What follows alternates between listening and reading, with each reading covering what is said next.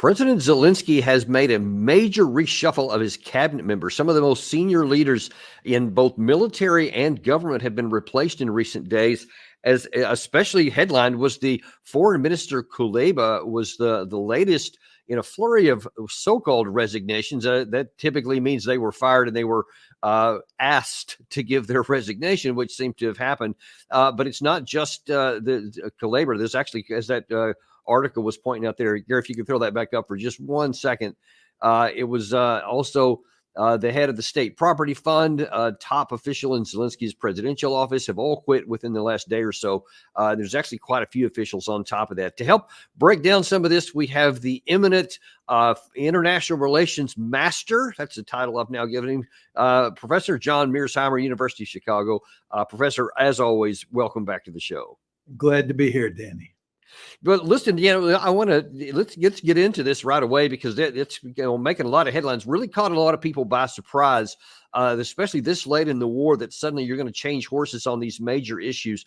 You may recall that last year they had a big change of the military, or actually it was early this year. I'm sorry, when they had what was Zaluzhny, who was running their military, was replaced by Sersky. And that was kind of on the military. You maybe can understand that they wanted to change directions or so. But now then, what do you make just first of all, categorically about this big sudden change where they get rid of lots of guys all at the same time, especially the foreign minister? I think it's done for public relations purposes. It just doesn't matter. This one's going to be settled on the battlefield.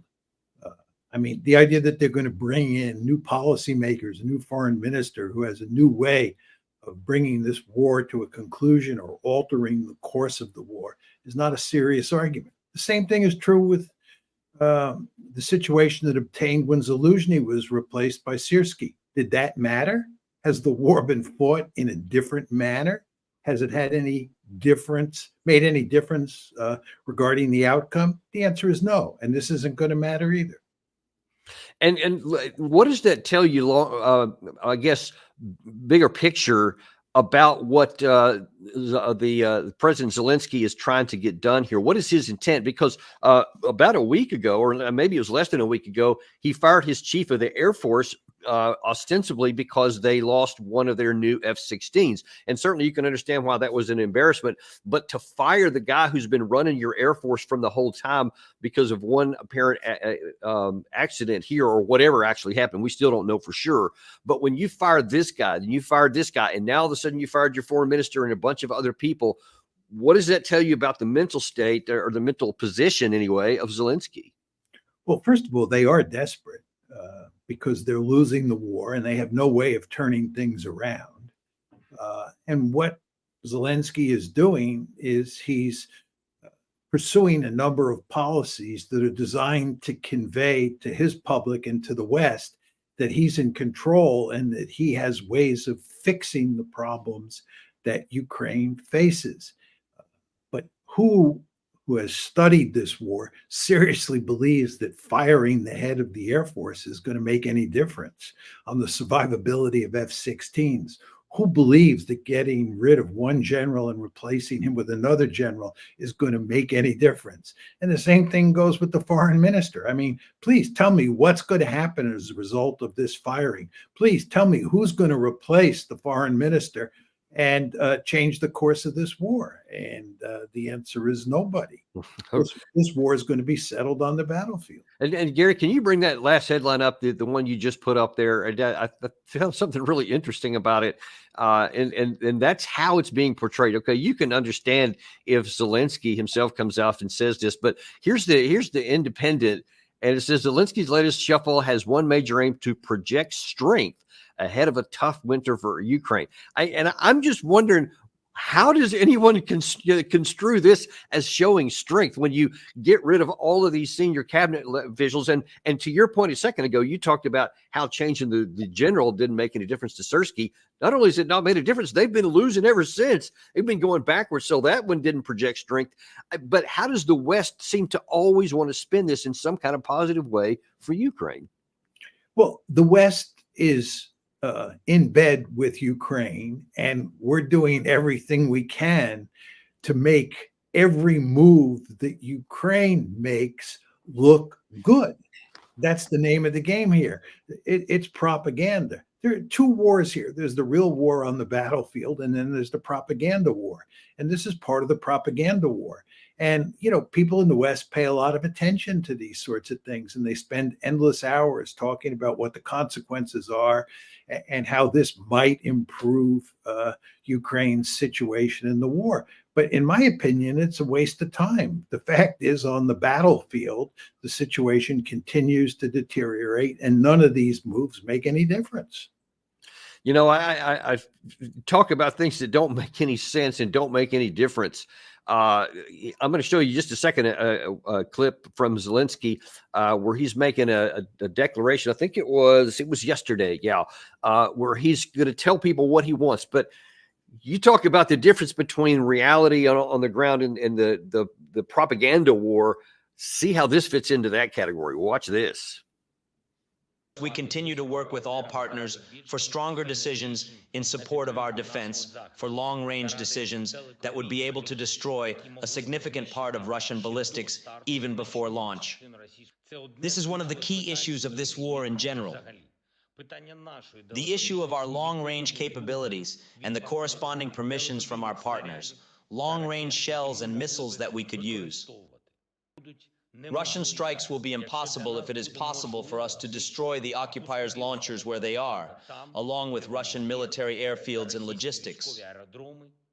Providing Ukraine with such permissions and such weapons is definitely the biggest step towards a real, just end to this war. I mean, that to suggest that all I need is literally every long-range missile in the entire Western arsenals is not going to accomplish what he said there, which is to take out a significant portion of the Russian long-range missiles and their airfields and arms depots, et cetera. I mean, that's just absolute delusional, and yet, with a lot of conviction, he said it. I agree. I mean, we're not going to give them those weapons. We're not going to give them hardly any more weapons, in large part because we don't have them. And if we do give them to Zelensky, he's not going to be allowed to strike deep into Russia because our fear is that it will lead to escalation. The Biden administration, for all its faults, is fully aware that what Zelensky is doing here is trying to drag the Americans in. Zelensky really doesn't believe that these long-range missiles will have a military effect, that they will impact the battlefield in profound ways. He doesn't believe that. What he wants to do is strike deep into Russia so that the Russians retaliate in ways that get NATO into the fight.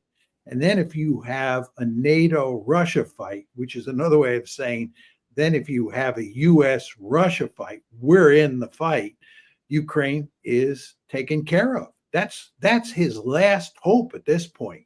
Ukraine by itself, even with American weaponry or Western weaponry, can't rectify the situation on the battlefield.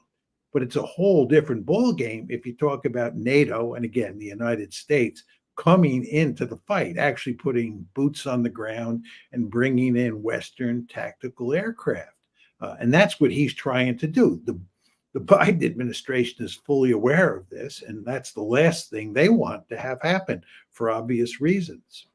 Well, if that's the last thing that the Biden administration wants to happen, what is the first thing that the administration wants to happen? Because it seems to me that it would be in our self-interest and in the Biden administration's self-interest to get this situation resolved and off the table so that he being Zelensky, doesn't take some sort of provocative action on the ground that could draw us in or that could spawn that kind of big response from the Russian side. So how does the administration thread that needle? The administration has one main goal at this point in time, and that's to make sure that the Ukrainian military doesn't collapse before the November election. That's their principal goal. These people understand full well at this point that Ukraine is screwed, that there's no way the situation can be rectified. And the only interesting question is how much territory the Russians are going to take and the extent to which Ukraine is turned into a dysfunctional state. These are the interesting questions on the table, but they're not going to rectify the situation.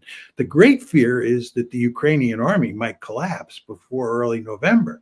And the end result will be very bad for the Biden administration, and in particular for Kamala Harris. So that's what they're trying to head off now.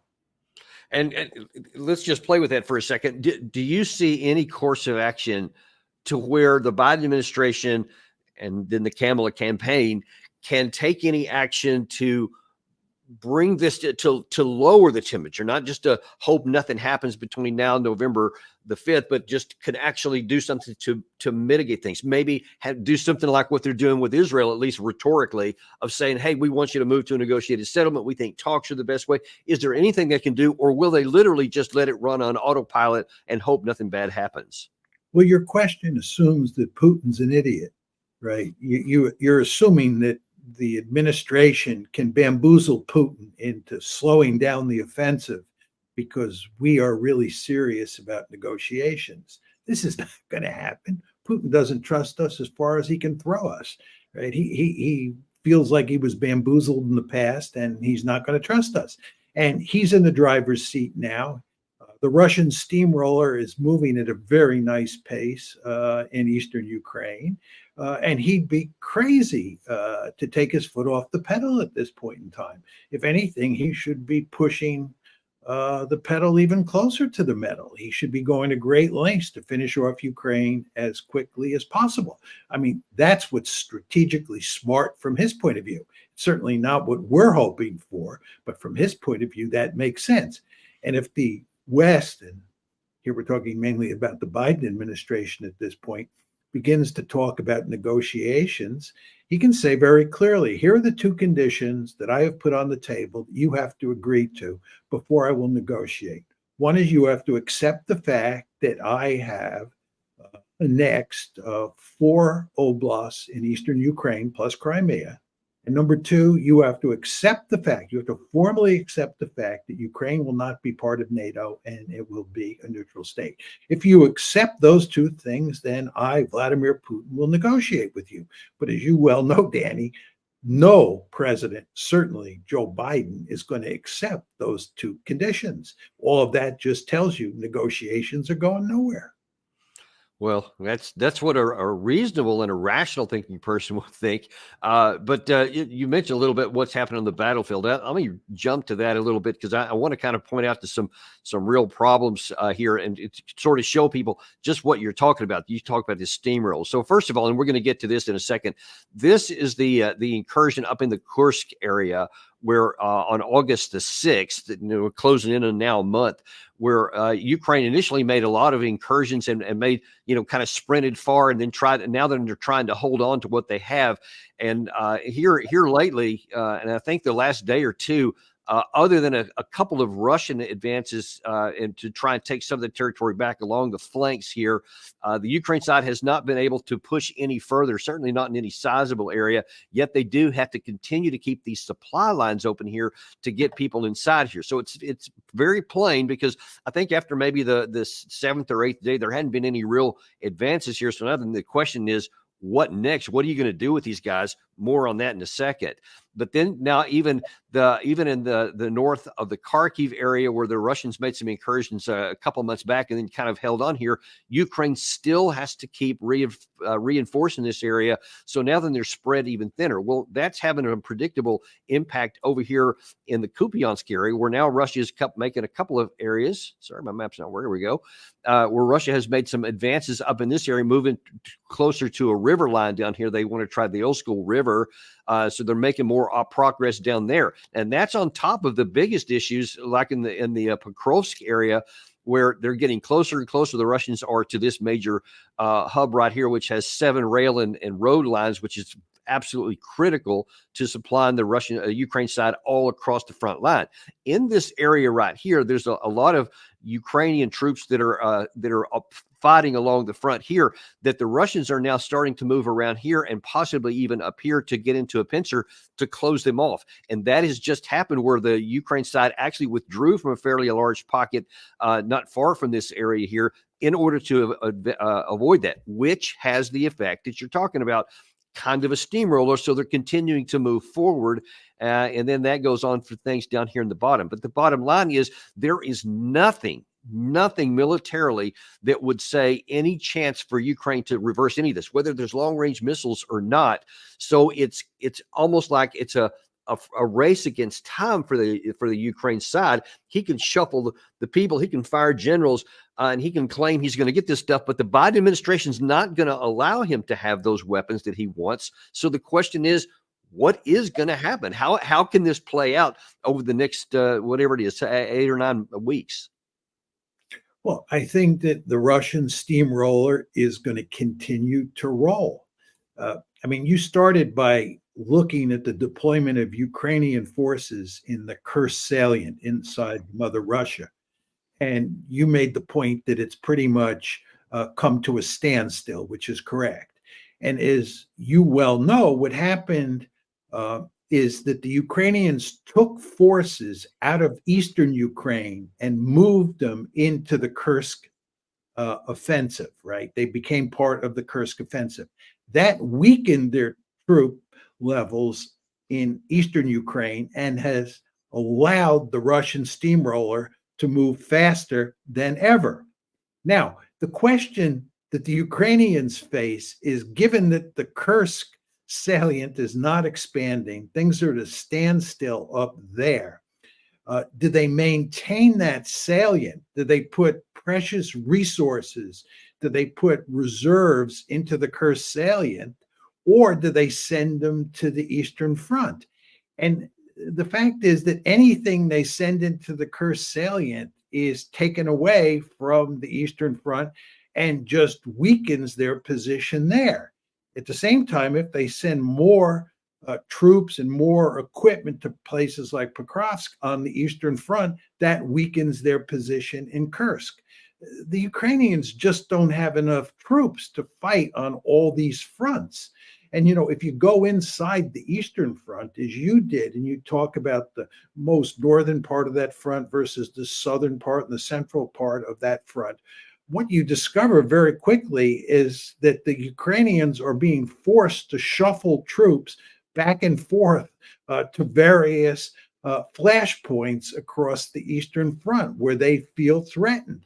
The fact is that they just don't have enough people. Some of the media accounts, and these are Western media accounts of what's going on in the Eastern Front, have Ukrainian troops saying that at the manpower level, they're outnumbered 5-1. That's in terms of manpower. And we know that in terms of artillery, they're often outnumbered 10-1.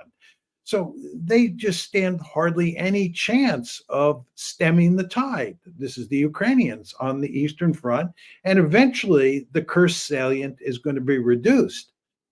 And at some point, the Ukrainian military will either collapse or its leaders will recognize that continuing this fight is suicidal.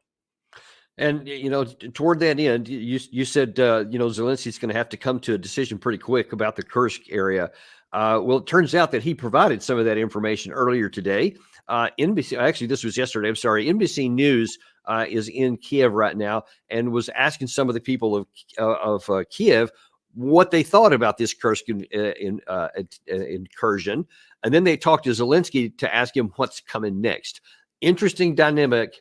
This is from a Western person now who normally is all in on all this, but even he's asking some pretty pointed questions. Watch this one.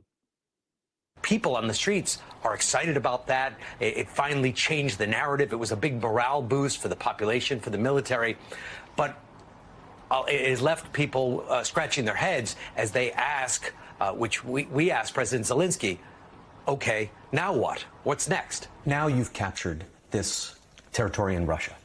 So the big question is, what do you plan to do with it? Нам не потрібна російська територія. Я це завжди. We don't need the Russian territory. Our operation is aimed to restore our territorial integrity. We capture Russian troops to replace them with the Ukrainian. We tell them, we need our military soldiers in exchange with the Russian ones. The same attitude is to the territories. We don't need their land. Is the plan to take more territory? I will not tell her. Sorry, I can't speak about it. Yeah, I think he can't speak about it because he doesn't know. But interesting, in that same interview, he subsequently said that, yeah, we're just going to hold on to it indefinitely. We're just going to hang on to it. So he actually did say a little bit there. And then now you see in the news today where he's again saying, yeah, we're just going to hold it indefinitely. But to your point there, I mean, you just described it perfectly. And by the way, what you described there was really reminiscent of a lot of the study I had done toward the latter phases of World War II, when the Soviet Union was pushing the Germans back. And obviously the scale is substantially larger than this here, but that the German side was doing the same thing because they had lost so many of their trained and best personnel, and they were moving people from one part of the front to the next, and then use fire brigade thing, and it always caused more holes. And they just don't have enough to fight everywhere. And so you see that literally playing out before our very eyes. But the question is, there has to be an end game in this because you can't keep up the fiction that much longer. Yeah, the big difference between the end of World War II and what will be the end of this conflict is that in World War II, the Soviets drove into Berlin. And of course, you had this giant pincer movement, which included the British and the Americans on one side and the Soviets on the other side. And we completely destroyed Germany. And again, as I said, the Soviets went into Berlin and Hitler ended up killing himself in a bunker in April 1945. This war is, in my opinion, not going to end that way. Or let me put it differently, it's extremely unlikely that this war will end up with a catastrophic defeat for Ukraine or a decisive defeat. I think the Russians will end up taking more territory than they control today, and they will go to greater lengths to wreck Ukraine to make sure it's a dysfunctional rump state. But I think Ukraine will still exist as a state, albeit a dysfunctional state in the future. So there's not going to be a decisive victory here. So the question is, how does it end? And as I said before, my best guess is that there are two ways it can end. One is the Ukrainian military just collapses and the Russians grab some more territory, and then you have a negotiated settlement that leads to a frozen conflict. Or the Ukrainian military does not collapse, it continues to fight, but its leaders and the political leaders understand that continuing this fight makes no sense. So they then negotiate some sort of settlement with the Russians. But the end result here is you're not going to get a permanent peace.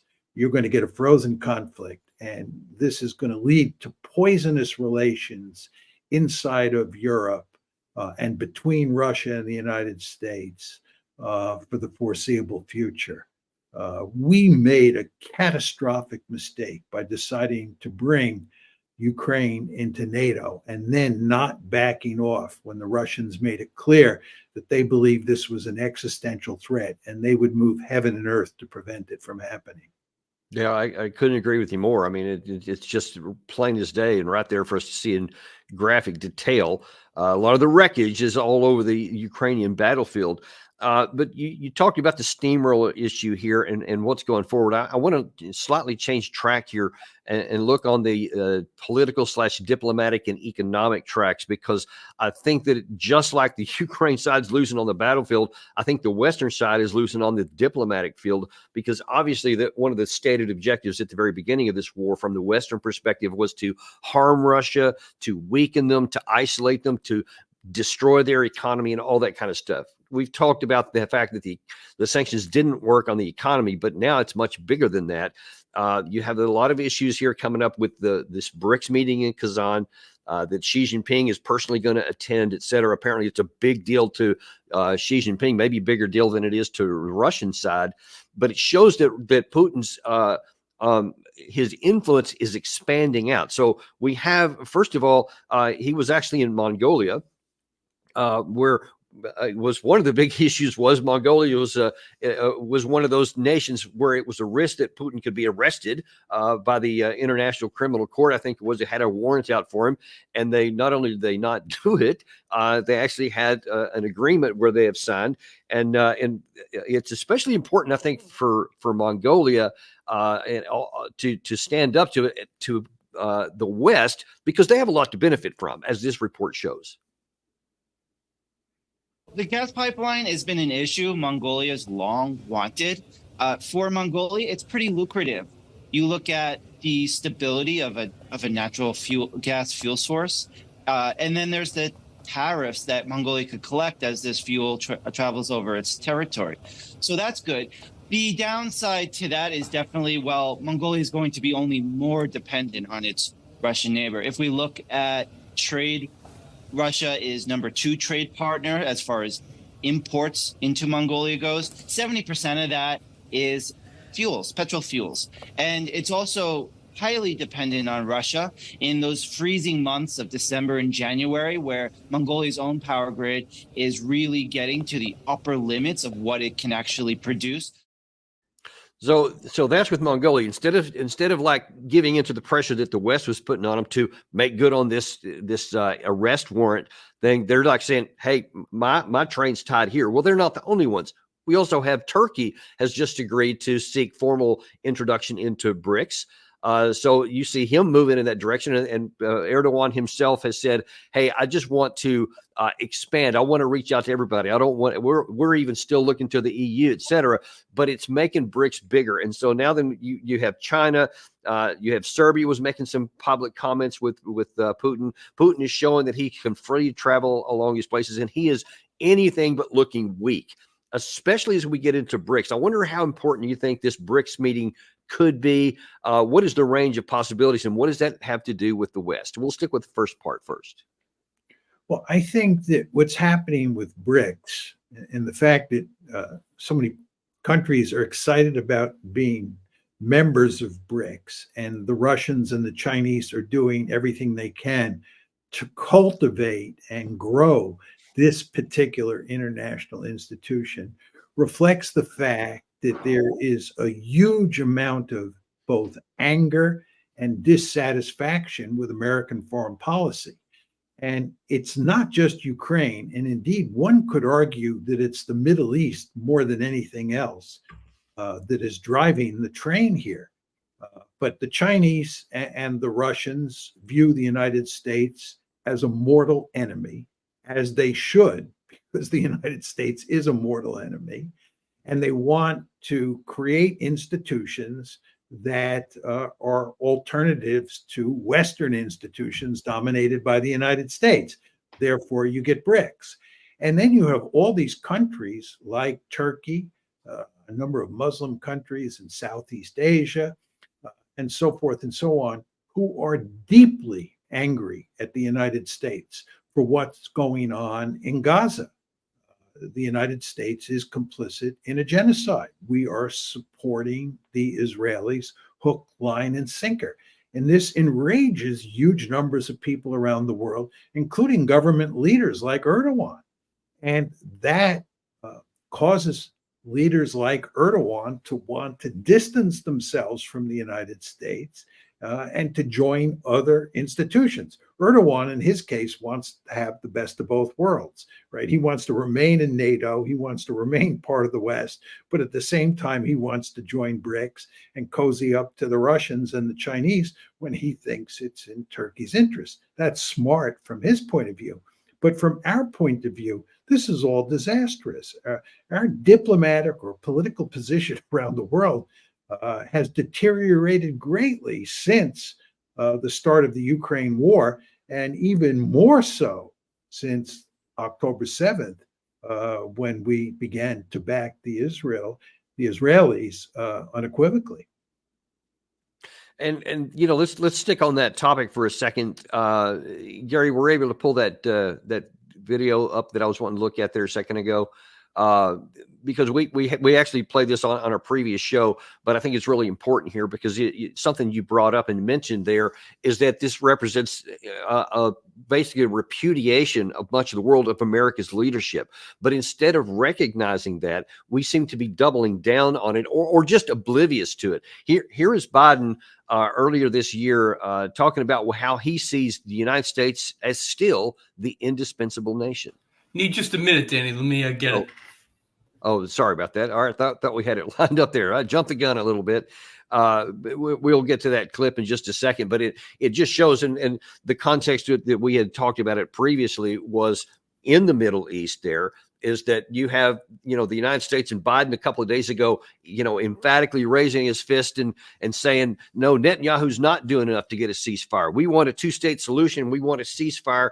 And, we're going to do everything we can to have it. And then Netanyahu just publicly and embarrassing, he says, nobody is going to preach to me. Nobody is going to ask me to give in to anything. We're going to do what we need to do. And he's previously said, we'll tell our friends no and all this kind of stuff. So obviously shredding any evidence that the United States is running anything, even among our allies. But then as this one shows that Gary has now, this is still how Biden thinks that we are. We don't walk away from our allies. We stand with them. We don't let tyrants win. We oppose them. We don't merely watch global events unfold. We shape them. That's what it means to be the indispensable nation.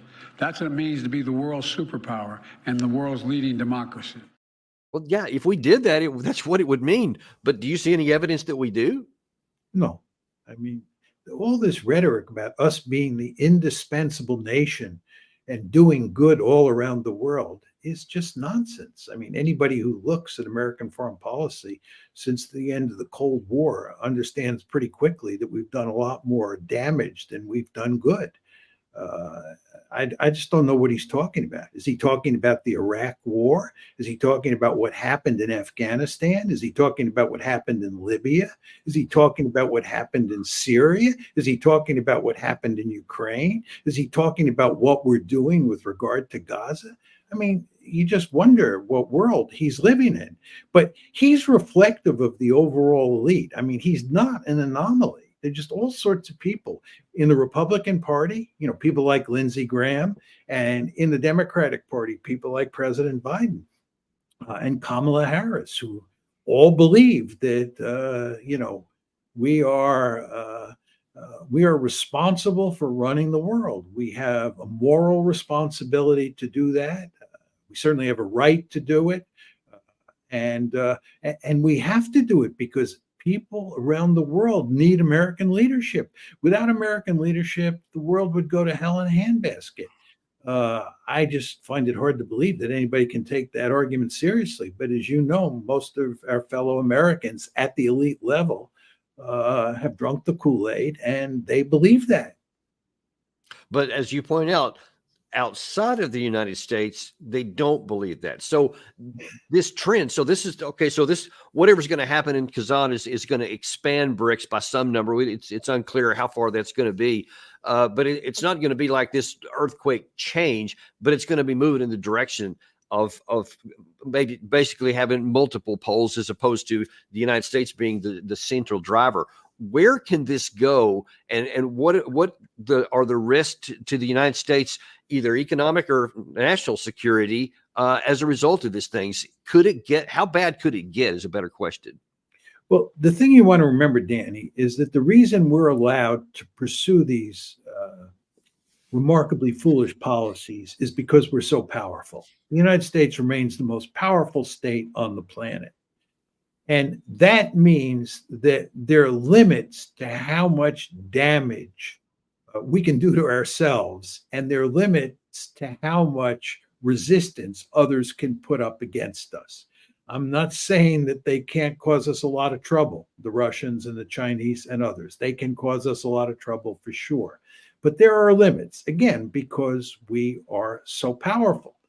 Nevertheless, if you're in a world where you're competing with the Chinese and you're competing with the Russians, as we are, what happens on the margins does matter. And the United States does want to have good diplomatic relations with countries all over the planet. It has a deep-seated interest in having a peaceful Middle East, and it has a deep-seated interest in putting an end to the war in Ukraine. So everything that we do in a blunderpuss kind of way that gets in the way of achieving those goals causes us trouble and limits the effectiveness of our foreign policy. And that's where we are. And we are in a heap of trouble. But again, the fact that the United States is so powerful And given its geographical location on the planet, we're separated from all the other great powers from two giant oceans. We have weak neighbors. We have a remarkably strong economy. We have lots of people. There are just limits to how much damage we can inflict on ourselves. Now, here's one of the areas that concerns me. We could inflict more damage on ourselves if we take some truly catastrophic decisions if things go bad. My big concern, and I want to ask you how concerned you are of it, is if in the scenario you drew a second ago, one of the possibilities was that the Ukraine army collapses. And if they literally just completely collapse and then just break, and Russia, especially because they have some strategic reserves of some size where they could literally start rolling through any gaps that may be created, is that you could have a literal loss on the Ukraine side. Or there would be the prospect of it. And then you have on the Western side the risk of trying to stop that by either directly intervening or to taking some other kind of foolish action, which the Russians have said, don't do it because your oceans won't protect you in that. Do you see a risk that the U.S., in the event of a Ukrainian collapse, could do something stupid, or would we finally admit that we have reached the end of the road and accept a loss? Let's unpack this a bit. I think if the Ukrainian military collapsed, we're talking mainly about eastern Ukraine here, and the Russians rolled to the Dnieper River, and they basically stopped, except for maybe in the Kherson area where they took back the rest of Kherson. And the end result, which is on the other side of the Dnieper, the result of that would be that the Russians have basically gained full control of the 4 oblasts that they have now annexed. It's very important to emphasize to readers that the Russians have annexed 4 oblasts, but they do not control the territory that's included in all 4 of those oblasts. So let's assume that they do capture all that territory and stop there. I think at that point, there's virtually no chance the West, and here we're talking mainly about the United States, would come into the fight.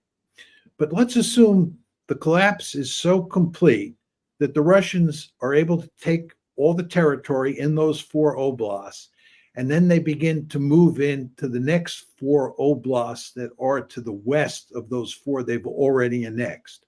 And this would involve oblasts like Odessa and Kharkiv. And they take those, or they try to take those oblasts, and it looks like they're making good progress. If you're in this scenario, I think the temptation for the Americans to come in would be significant, but I still think we would not come in. And I think the Russians would make it clear that their appetite is limited. They may take more territory. They may take Odessa. They may take Kharkiv and maybe 2 other oblasts, but there would be powerful incentives for them to tell the West that that would be the end. And I don't think we would come in, but I do think we would be tempted, and I can't be certain that we wouldn't intervene. But you want to remember, if we intervene, you now have a great power war, right? You have the United States and Russia involved in a war. We have boots on the ground. We have TAC air inside of Ukraine. And this is not just 2 great powers who are at each other's throat. This is 2 great powers. This is a case of 2 great powers armed to the teeth with nuclear weapons who are at each other's throat. And the conflict is being fought out on Russia's border. It's being fought out in an area that Russia thinks is of existential importance to it. So you could imagine in that scenario where the Russians would be tempted to use nuclear weapons if they were losing in any meaningful way to the West. All of this is to say, this is an incredibly dangerous situation. And I think, therefore, we would not enter the fray, even if the Russians try to capture more territory than those 4 oblasts that they've already annexed. You know, a good portion of me, if that scenario were to take place, would at least hope that it's on the other side of the election, because if it's on this side of the election, then the pressure would be even greater, because just imagine if the Biden administration acknowledged that we couldn't intervene, so we can't stop Russia from taking this territory. That'll, of course, be extended over to Kamala Harris because she's trying to take over his reigns. And so that would be, of course, exploited by the Republican side. So those political pressures in the United States would add to the danger, because what we should do is exactly what you suggested. We should probably have done a lot of other things even now. But in that environment, the absolute number one overriding imperative is do not go to war against a nuclear powered Russia over something like Ukraine. It should never happen that we would risk our soldiers or our cities to such an outcome.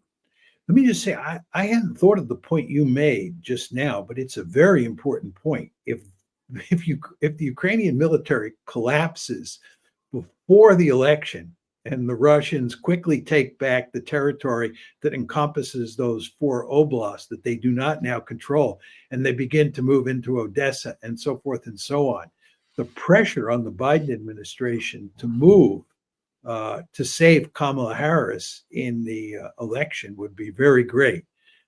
It would be much different if the Ukrainian military collapsed after the election, right? Assuming that Kamala Harris had been elected in early November. Yeah, the election does matter here. It truly does. And we'll be seeing how this plays out there. But as always, we're very, very grateful for you coming on today. And remind folks to go to see your Substack, because, you got a lot of interesting information here. You're on lots of other great shows. And so people who don't get enough, you need to go to your Substack there and follow what John has. And we'll, of course, as always, look forward to having you back on our show here not too far. I look forward to coming back, Danny. Always a pleasure. Thank you very much. And we appreciate you guys. And we got another hot one for you coming up right on the heels of this one at 3:00 today. We have the always popular Larry Johnson to give us some of his CIA-backed knowledge and analysis about what's going on in the world around us. He's got some interesting things to say. You're not going to want to miss it. Please tune in at 3:00 today. We will see you on that episode of the Daniel Davis Deep Dive.